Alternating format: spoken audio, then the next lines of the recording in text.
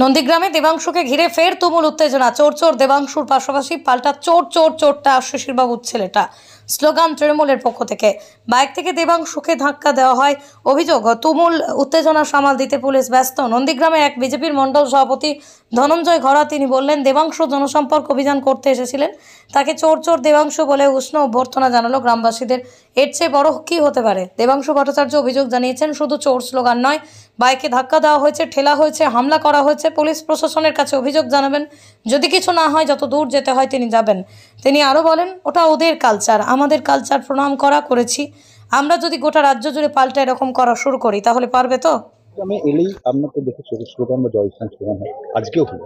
শুধু চোর জয় শ্রীরাম নয়, এটা তো মৌখিক কথা। বাদ দিন, আমাদের গাড়ির ওপর থাপ্পড় মারা হয়েছে, আমাদের গাড়ির মধ্যে ধাক্কাধাক্কি করা হয়েছে, গাড়ির ওপর রীতিমতো হামলা হয়েছে।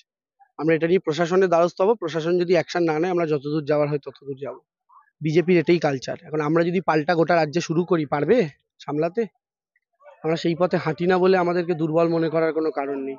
দেখা যাক কি অ্যাকশন নেওয়া যায়, আমরা পরবর্তীকালে সেই অ্যাকশন নিচ্ছি। ওরা স্লোগান দিচ্ছে, আপনি হাত জোড়ো করে ওদেরকে অভিনন্দন জানাচ্ছেন। হ্যাঁ, আমি প্রণাম করেছি ওদেরকে।